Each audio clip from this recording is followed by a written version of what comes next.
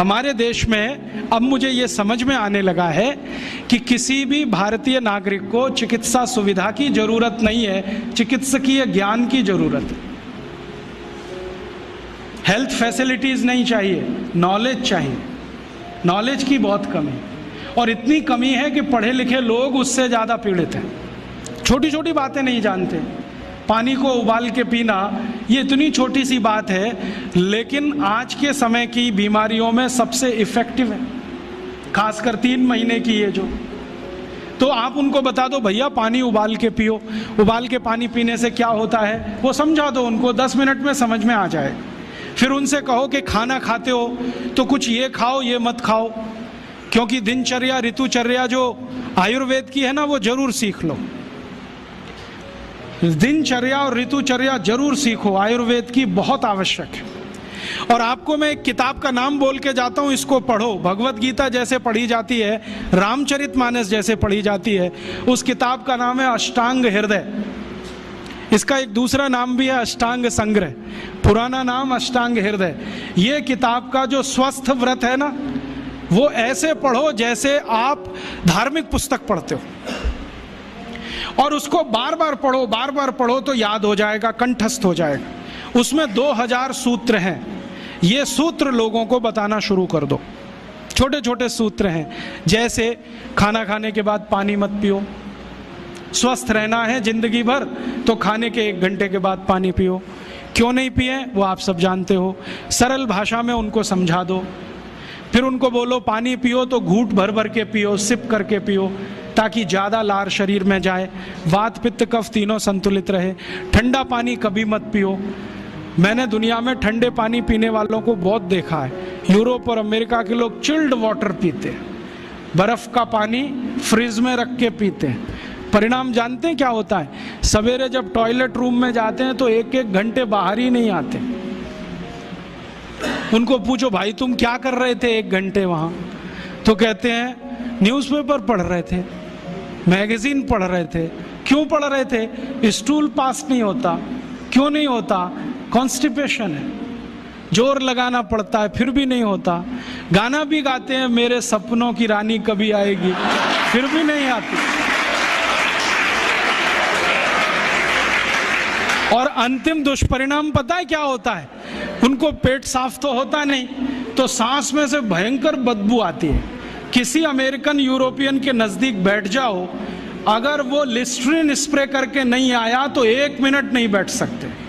हर समय उनको mouth freshener spray करना पड़ता है, क्योंकि अंतड़ियाँ साफ नहीं है, कब्जियत है, मल भरा हुआ है, उसमें कचरा जमा है। फिर उनके पसीने में से भी बदबू आती है। क्यों? कब्जियत बहुत है। और पसीने की बदबू दूर करने के लिए डिओडोरेंट स्प्रे करते रहते हैं। और आप तो सब जानते हो कि अगर कब्जियत है तो बाल भी कड़क रहते हैं, तो उन कड़क बाल को सॉफ्ट करने के लिए क्या क्या सब करते हैं। शैम्पू लगाते हैं, शैम्पू के बाद पता नहीं क्या क्या लगाते हैं। ये सब वो जो करते हैं ना, उनकी मजबूरी है, स्टेटस सिंबल नहीं है। इसको अपने दिमाग से निकाल दो कि ये कोई स्टेटस सिंबल है। तो सरल भाषा में समझाओ, ठंडा पानी पीने से ये होता है, मत पियो, समझ जाएंगे। फिर उनको बोलो सवेरे उठो तो सबसे पहले पानी पियो। फिर उनसे बोलो खाना खाओ तो बैठ के खाओ, कभी भी खाना खाओ तो पूर्व दिशा में मुंह करके खाओ, सो तो पूर्व दिशा में। ये अष्टांग हृदय में इतने अद्भुत छोटे छोटी बातें हैं तो संस्कृत में है, लेकिन अब तो उसका हिंदी भी आने लगा है। तो हिंदी ले लो, हिंदी वर्जन ले लो, इसको पढ़ो, बार बार पढ़ो, और ये जाके गांव में सबको बताओ। फिर उनको कहो देखो ये तो है स्वस्थ रहने के लिए, अब तुम बीमार पड़ो तो बताओ तुम्हारी बीमारी क्या है।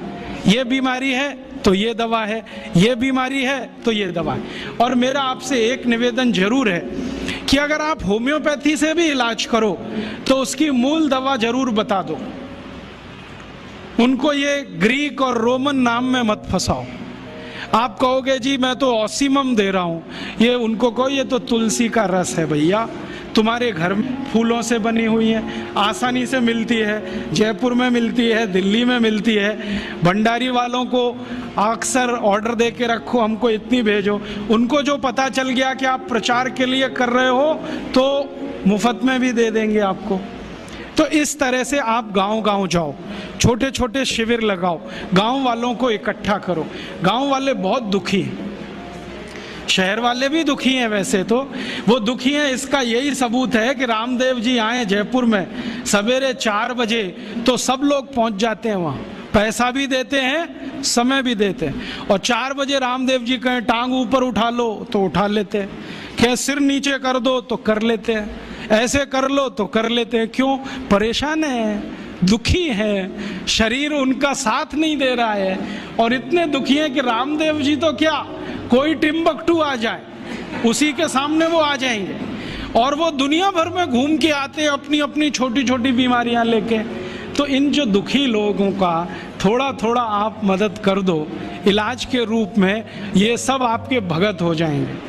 और ये भगत हो जाएंगे तो कहो आप भी प्रचार करो इसका, वो भी करें, आप भी करो, तो ये इतना तेजी से मल्टीप्लाई करेगा कि 2-5 साल में एलोपैथी का बाजा बज जाएगा। और बजा देना है अपने को।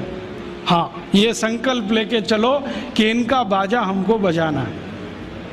मैं बहुत जल्दी एक टीवी चैनल शुरू करने जा रहा हूँ एलोपैथी का बाजा बजाने के लिए। इनकी सब पोल खोलनी है मुझे।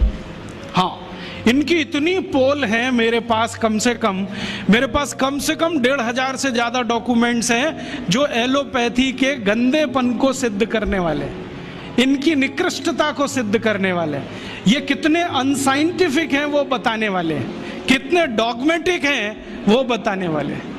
मेरे पास ऐसे बहुत इंटरव्यूज हैं बड़े बड़े डॉक्टरों के, वो कहते हैं कि हम कोई डायग्नोसिस नहीं करते, तीर मारते, लग गया तो ठीक, नहीं तो तुक्का। और वो कहते हैं हम तो एक ही सिद्धांत पे काम करते हैं, ट्रायल एंड एरर, देते जाओ गलतियां करते जाओ, देते जाओ गलती, भले मर जाए पेशेंट उसमें। हमारे पास तो कम से कम ये नहीं है ट्रायल एंड एरर वाला। हम तो जानते हैं कि तुलसी है तो उसके ये गुण हैं तो ये रिजल्ट आना ही चाहिए, मेथी है तो उसके ये गुण हैं तो ये रिजल्ट आना ही चाहिए। हमको सब मालूम है, फिक्स है, यहाँ वेरिएशन नहीं है। मेथी के जो रिजल्ट चरक ऋषि को मिले वो आज भी मिलते हैं। इसमें इतना सातत्य है, वेरिएशन कहीं भी नहीं है। तो जो विज्ञान में सातत्य होता है, सत्य ज्ञान वही होता है। तो हमारे पास जो सत्य ज्ञान है इसको लेकर आगे बढ़ें। हमारे घरों में साबुन आता है, Lux, Lifebuoy, Liril, Rexona, Pears, Camay, Palmolive, Johnson and Johnson वगैरह वगैरह। ये सब साबुन क्यों खरीदते हैं? एक बार मैंने एक भाई से पूछा कि लक्स से क्यों नहाते हो? कहने लगा माधुरी दीक्षित कहती है। एक दूसरे से पूछा कि तुम क्यों लगाते हो? कि हेमा मालिनी कहती है। तो कभी माधुरी दीक्षित और हेमा मालिनी कुएं में गिरेंगे तो हम भी गिरेंगे? ये बेवकूफी मत करिए। और मैं, शायद आपको मालूम नहीं है कि माधुरी दीक्षित की या हेमा मालिनी या कोई भी फिल्मी हीरोइन लक्स से नहीं नहाती, साबुन से नहीं नहाती। तो आप पूछेंगे मुझको कैसे मालूम? मुझको पता चला अभी कुछ दिन पहले बंबई में मेरा एक व्याख्यान हुआ था जुहू में। और जुहू वो जगह है जहां हिंदुस्तान के ये फिल्मी हीरो हीरोइन ज्यादा रहते हैं। व्याख्यान कैसे हुआ? एक कोई फिल्मी हीरो है, उनका नाम है धर्मेंद्र। उन्होंने मेरे व्याख्यान के कैसेट सुने। मेरे व्याख्यान के कुछ 10 कैसेट निकले हैं, तो उन्होंने सुने और उन्होंने तुरंत फोन किया कि मैं राजीव दीक्षित से बात करना चाहता हूं। मैंने कहा मैं बोल रहा हूं। तो कहने लगे आपके 10 कैसेट सुनने के लिए मैंने 10 घंटे गाड़ी चलाई और घर नहीं गया जब तक कैसेट खत्म नहीं हुआ। मैंने कहा बहुत अच्छी बात है, क्या लगा आपको? मैं आपका एक व्याख्यान करना चाहता हूं। मैंने कहा जरूर करिए, मैं आऊंगा। क्या आपकी फीस क्या है? मैंने कहा मैं फीस नहीं लेता कभी व्याख्यान के लिए। कहने लगा अच्छा फिर तो मुझे खुशी है, आप आइए। मैंने कहा जरूर आऊंगा, एक ही शर्त है कि जितने फिल्मी हीरो हीरोइन है उनको सबको बुलाइए ज्यादा से ज्यादा। तो उन्होंने कहा मैं कोशिश करता हूं। तो क्या हुआ, उनका एक बंगला है लोनावाला में, पूना और बंबई के बीच में, वहां उन्होंने व्याख्यान रखा। मैं गया, ज्यादा लोग तो नहीं आए, कुछ 25-30 लोग आए थे। उनके बीच में मीटिंग हुई, बातचीत हुई, बहुत सारे सवाल पूछे। जब खत्म हो गए उनके सवाल तो मैंने उनसे कहा कि अब मैं एक सवाल पूछूंगा। तो हेमा मालिनी से मैंने पूछा क्या आप मुझे बताओ कि लक्स से नहाती हो? नहीं। लाइफ बॉय से नहाती हो? नहीं। कैमे से नहाती हो? नहीं। लिरिल से नहाती हो? नहीं। मैंने कहा आप नहाती भी हो? तो कहने लगी नहाती तो रोज हूं। मैंने कहा फिर किससे? तो उन्होंने बताया चने के आटे में मलाई डाल के नहाती हूं, माने बेसन में मलाई डाल के नहाती हूं। तो मैंने कहा अगर आप बेसन में मलाई डाल के नहाती हैं तो ये बात पूरे देश को क्यों नहीं बताती? कहने लगी डर लगता है। मैंने कहा क्या डर लगता है कि अगर हिंदुस्तान की सभी बहनों ने बेसन में मलाई डालकर नहाना शुरू किया तो सब हेमा मालिनी हो जाएंगे, तो मेरी तो कुर्सी खतरे में पड़ जाएगी। तो आप ये जान लीजिए, कोई भी फिल्मी हीरोइन साबुन से नहीं नहाती। क्यों? उसका कारण है, जितने साबुन हैं वो बनते हैं कास्टिक सोडा से, और कास्टिक सोडा शरीर की त्वचा के लिए बहुत खराब होता है। और आप ये चाहें तो प्रयोग करिए, साबुन से नहाइए, नहाने के 20 मिनट के बाद जब आपका शरीर सूख जाए तो नाखून से ऐसे लाइन खींचिए, सफेद रंग की लाइन खींचे। और आजकल ठंडी का दिन है, साबुन से नहाइए, 10 मिनट बाद आपका पूरा चेहरा सफेद सफेद हो जाए। क्यों? उसमें जो कास्टिक सोडा है वो आपकी शरीर की त्वचा से चिपक जाता है, चाहे जितना पानी डालिए धुलता नहीं। इसलिए साबुन सबसे रद्दी चीज है। तब आप पूछेंगे बेस्ट क्वालिटी क्या है? बेस्ट क्वालिटी है मुल्तानी मिट्टी, मिलती है अभी भी इस देश में, खरीद लाइए बाजार से। क्या करें उसका? मुल्तानी मिट्टी को दही में डाल दीजिए रात को, या दही की ताक में डाल दीजिए, सवेरे तक एकदम मुलायम हो जाएगी। उसको पेस्ट बनाइए, शरीर पर ऐसे ही लगाइए जैसे साबुन लगाते हैं, और नहा लीजिए गर्म पानी से, एकदम फ्रेश हो जाएंगे आप। दूसरा तरीका, चने का आटा माने बेसन, उसमें मलाई मिलाइए, पेस्ट बनाइए, उसको रगड़िए और उससे नहाइए। तीसरा तरीका, आप जो है अपने घर में ले आइए मसूर की दाल का आटा, मसूर की दाल होती है उसको पिसवाइए, उसका आटा बनता है, उसमें शहद मिलाइए, मध मिलाइए और उसका पेस्ट बना के उससे शरीर को लगाइए और गर्म पानी से नहाइए, आपकी स्किन एकदम सॉफ्ट हो जाएगी। चौथा तरीका, मुल्तानी मिट्टी लीजिए, अरीठा का पाउडर लीजिए, शिकाकाई पाउडर लीजिए, तीनों को बराबर बराबर मात्रा में मिलाइए, डिब्बे में बंद करके रखिए, 1 साल तक इसका कुछ नहीं बिगड़ता।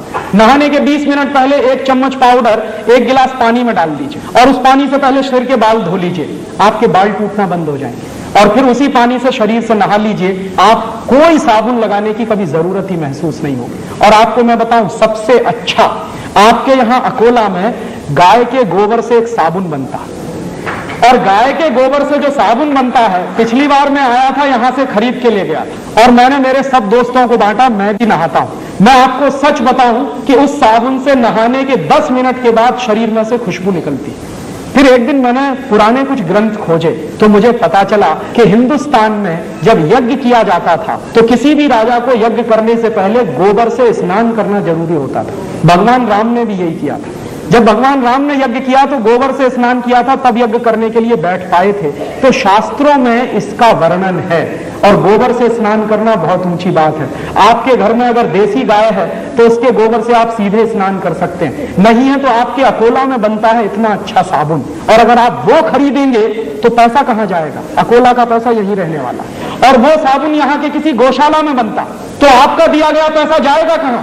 गौशाला में जाने वाला। उस गौशाला को चलाने वाले कुछ भाइयों को रोजगार मिलेगा। और मेरी तो कल्पना है कि ऐसी गौशालाएं गांव गांव गली गली घर घर में खुल जाए और उनमें से ये गोबर निकलेगा, साबुन भी बनेगा, दूध बनेगा, घी निकलेगा, क्या क्या नहीं होगा। पूरे हिंदुस्तान की अर्थव्यवस्था बदल सकती है।